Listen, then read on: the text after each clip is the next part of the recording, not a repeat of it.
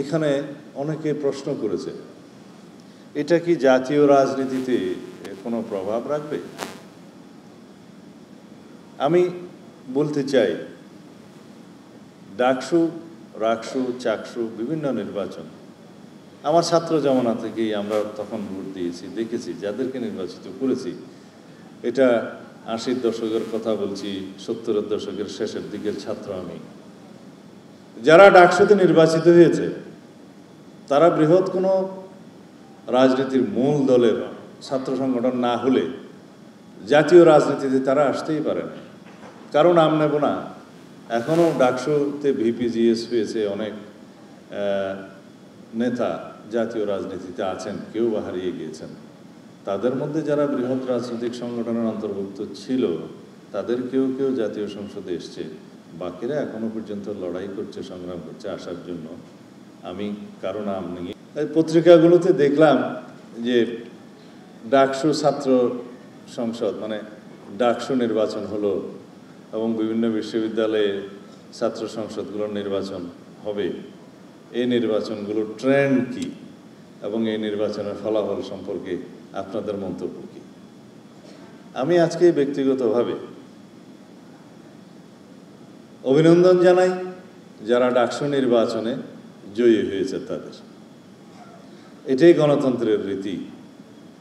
কিছু ত্রুটি বিচ্যুতি নির্বাচনে হয়েছিল, যেহেতু যাত্রা অনেক বছর পরে হয়েছে, কিন্তু ত্রুটি বিচ্যুতি ছিল। কিন্তু পত্রিকায়, দুই একটি পত্রিকায় দেখলাম যে ছাত্র শিবিরের প্যানেল জয়ী হয়েছে। তা আমি আপনাদের সামনে বলতে চাই, সাংবাদিক বন্ধুদের উদ্দেশ্যে বলতে চাই, আমার জানা মতে বাংলাদেশ ইসলামী ছাত্র শিবির ডাকসু নির্বাচনে অংশগ্রহণ করেনি। এই নামে এই ব্যানারে কোনো প্যানেল প্রদান করা হয়েছে কি? না। তো পত্রিকা, বিভিন্ন মিডিয়াতে এইভাবে আসছে কেন? প্রশ্ন সেখানে। আমরা বাংলাদেশ জাতীয়তাবাদী ছাত্রদল ব্যানারে দলীয় নামে ঘোষণা দিয়ে আমরা নির্বাচনে অংশগ্রহণ করেছি, আমাদের ছাত্র অংশগ্রহণ করেছে। অন্যান্য কয়েকটি দল, এমনকি ইসলামী ছাত্র আন্দোলন নামে একটি দল নামে করেছে, কেউ কেউ স্বতন্ত্র শিক্ষার্থী ঐক্য নামে করেছে, কেউ সমন্বিত শিক্ষার্থী সংসদ নামে করেছে, বৈষম্য বিরোধী শিক্ষার্থী সংসদ নামে করেছে, অপরাজেয় ৭১, অদম্য ২৪ নামে করেছে। কিন্তু যারা স্বনামে ছাত্র সংসদ নির্বাচনে অংশগ্রহণ করতে চায়নি, তার একটা উদ্দেশ্য তো অবশ্যই আছে। যারা আজকে জয়ী হয়েছে তাদের দেখলাম প্যানেলটা ছিল ঐক্যবদ্ধ শিক্ষার্থী জোট। সেই ব্যানারে যারা জয়ী হয়েছে আমি আবারও ব্যক্তিগতভাবে তাদেরকে অভিনন্দন জানাই। আমাদের ২০২৪-এর ছাত্র গণ অভ্যুত্থান পরবর্তী সময়ে আমাদের সবচেয়ে বড় সংগ্রামের নাম হচ্ছে, আমরা আরেকটি সংগ্রামে লিপ্ত আছি। সেই সংগ্রাম হচ্ছে বাংলাদেশের নতুন যাত্রায় রাজনৈতিক সংস্কৃতি পরিবর্তনের সংগ্রাম। আমাদের এই রাজনৈতিক সংস্কৃতি পরিবর্তনের সংগ্রাম চালু রাখতে হবে। নতুন রাজনৈতিক সংস্কৃতির ধারা প্রচলন করতে হবে। সেই সংস্কৃতি কি? গণতান্ত্রিক সংস্কৃতি, সহনশীলতার সংস্কৃতি, সহমর্মিতার সংস্কৃতি।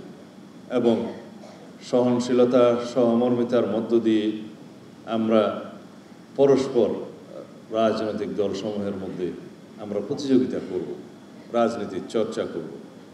যদি আমরা ফ্যাসিবাদের পুনরুত্থান না চাই, ব্যক্তি স্বৈরতান্ত্রিক পদ্ধতি অথবা দলীয় স্বৈরতান্ত্রিক পদ্ধতির উত্থান না চাই, সংসদীয় একনায়কতন্ত্র না চাই এবং একদলীয় রাষ্ট্র ব্যবস্থা কামনা না করি, তাহলে আমাদেরকে নতুন গণতান্ত্রিক রাজনৈতিক সংস্কৃতির ধারাবাহিকতা বজায় রাখতে হবে, চর্চা করতে হবে, লালন করতে হবে। এইভাবেই আমরা গণতান্ত্রিক রাজনৈতিক সংস্কৃতির চর্চার মধ্য দিয়ে আমরা বিগত দিনের ফ্যাসিবাদী অগণতান্ত্রিক রাজনৈতিক অপসংস্কৃতিকে বিলুপ্ত করতে পারবো, প্রসারিত করতে পারবো। ভালো রাজনৈতিক স্থাপনার মধ্য দিয়ে আমরা অপরাজনীতির বিলুপ্তি ঘটাতে পারব। সেই রাজনীতির চর্চা আমাদেরকে করতে হবে। রাজনীতিতে প্রতিযোগিতা থাকবে, প্রতিদ্বন্দ্বিতা থাকবে, কিন্তু দিন শেষে গণতান্ত্রিক পদ্ধতিতে আমরা সবাইকে অভিনন্দন জানাবো, এটাই আমাদের দিতে হবে।